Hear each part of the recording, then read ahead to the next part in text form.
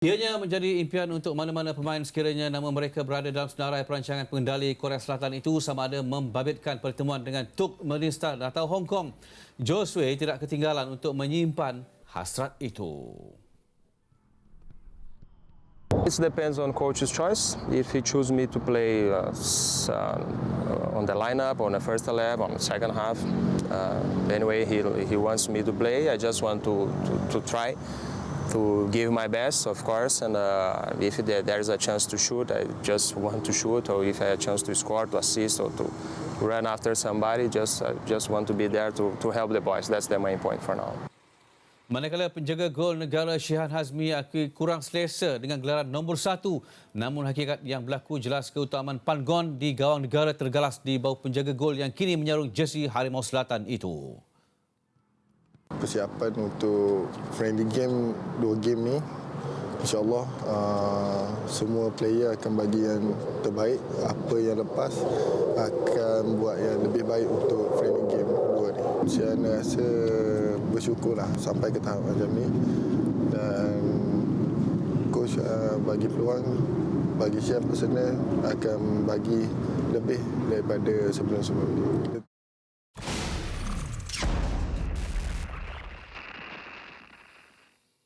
Okey, baik, dah ready semua. 2 hari lagi. Okey, baik. Assalamualaikum, Mawi, apa khabar? Ya, baik Akbar. Alhamdulillah. Ada gelaran baru Jangan pakai. Okey, baik, kita nak bincangkan Mawi ya.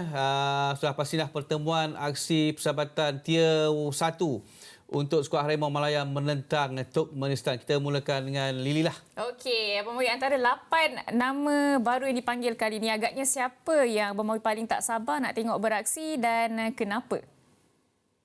Okey Lily, kalau tak sabar daripada 8 ni sudah tentulah pemain yang kita nak lihat dalam liga kita menjadi pemain naturalisasi dan berada dalam pasukan negara. Paulo Josue, Enrique Dos Santos, kemudian pemain muda Noah Laini dan sedikit pemain yang meningkat naik, Feroz Barudin untuk dalam pasukan.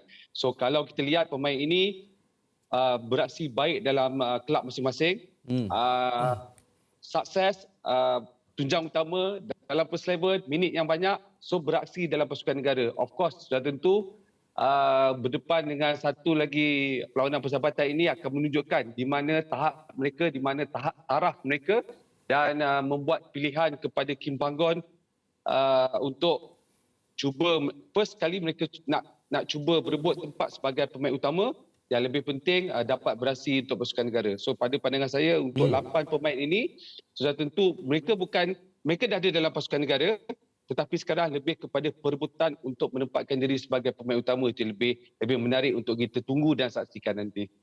Okey, Mawi, menarik sebab sudah pastinya tumpuan fokus kepada Paulo Josue dan juga Enrique Dos Santos. Apa yang Mawi rasa kedua-dua pemain ini boleh tawarkan untuk skuad negara dalam aksi menentang Turkmenistan? Sudah pasti mereka ini akan menjadi tumpuan? Sudah pasti Akbar, kerana faktor kedua-dua pemain ini sekali lagi beraksi baik dan menyelah dalam kelab, dipanggil dalam skuad negara cukup baik. Kalau dilihat apa yang kita nak tunggu nanti kepada dua pemain ini, of course saya melihat kepada kedudukan posisi pemain ini. Sudah tentu Kim Pangon melihat dua pemain ini peranannya di bahagian midfield ataupun midfield attacking ke bahagian atas. Sebab dua perkara ini berlaku kepada pemain ini dalam list 5 perlawanan, mereka ada jaringan dua gol untuk Paulo Josue yang konsisten menjaringkan gol dan boleh memberikan assist kepada kelab, bawa kepada pasukan negara. Kemudian terbaik daripada Enrique kerana dia diturunkan dengan pasukan JT konsisten dan menjaringkan 3 gol, ada dalam list penyaing terbanyak. So dekat sini Akbar, Lily, yang lebih menarik dalam kena panggilnya dua pemain ini sudah tentu di atas sifat pemain yang boleh bermain di kawasan posisi yang Kim perlukan terlebih dahulu. Kemudian boleh membantu memberikan assist dan jaringan kepada pasukan dan sekaligus memberikan bantuan keseluruhan dari segi sudut formasi dan format yang cuba Kim lakukan nanti. Okey, Abang Mawi, sejarah baik bertemu dengan Turkmenistan sebelum ini pada Jun 2022 apabila kemenangan berpihak kepada skuad negara dengan keputusan berakhir 3-1. Mungkin Apa yang kita boleh jangkakan dalam pertemuan 2 hari je lagi ni? Okey, jangkaan kita ialah misi membalas dendam pasukan Turkmenistan sebenarnya. Walaupun mereka memang kita tahu mereka kalah 3-1 dengan kita, tapi pada masa sama mereka menerima ataupun mengatur ataupun kita juga mengatur perlawanan persahabatan ni terima balik pasukan Turkmenistan. So saya jangkakan ini perlawanan yang mereka nak buktikan balik. Mereka tak perlu kalah dengan kita, tangga 10 atas ranking kita. So kelebihan pada kita perlu ambil kesempatan ini kerana poin untuk perlawanan persahabatan ini, poin untuk ranking tu akan lebih banyak dan meningkat.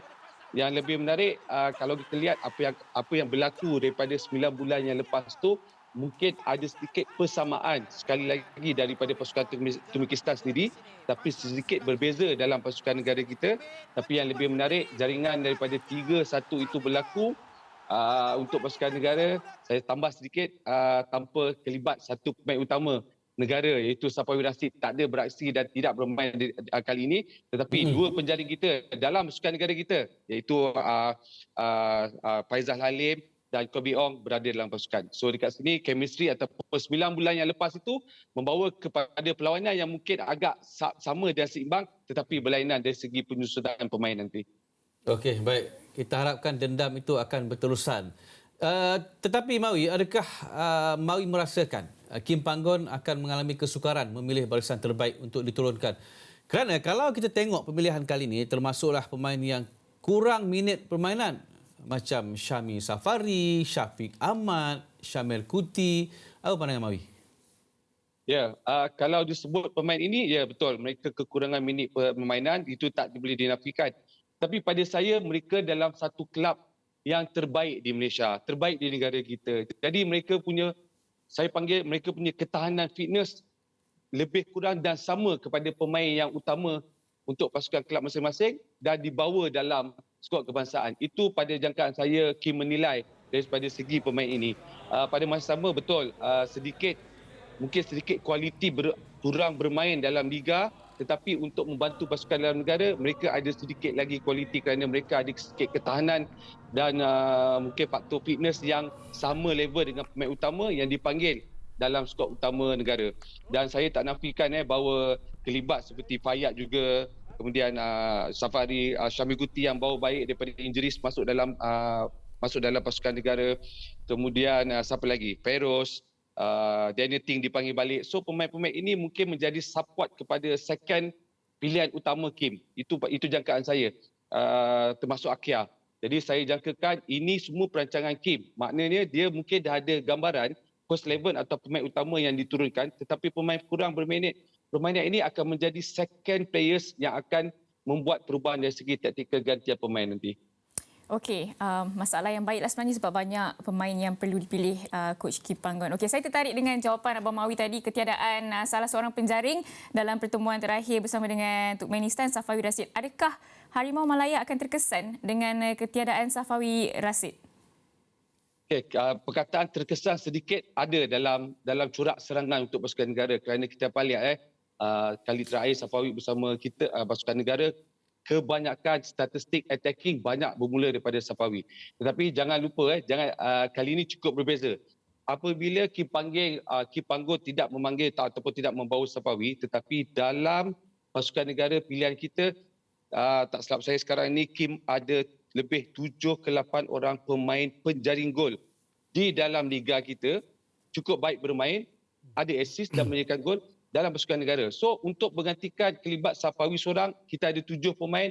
Saya rasa pasukan negara tidak akan ada masalah untuk bermain baik, untuk mencari gol, untuk mencari kemenangan. Kerana gantian pemain-pemain yang dipanggil ini cukup menarik.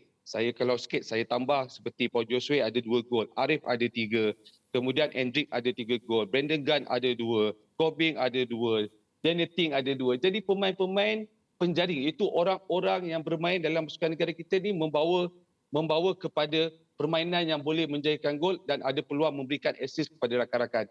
Jadi untuk itu seimbang dari segi penyusunan Kim Panggon dari waktu bertahan dan attacking, ini menyebabkan mereka ni dipanggil dan sedikit sebanyak ketiadaan Safawi itu boleh diterjemahkan dengan pemain yang memiliki kualiti dalam pasukan negara. Okey, Mawi, hari sekali saya lihat ini gabungan yang sangat mantap walaupun tanpa Safawi Rashid. apakah Mawi jangkakan kita akan sekali lagi berjaya menumbangkan Turkmenistan? Tak ada alasan sebenarnya Akbar, kerana kali ini mungkin ramai mengatakan bahawa pemilihan ini antara pemilihan terbaik Kipanggo dan kuat dari segi semua mengikut posisi.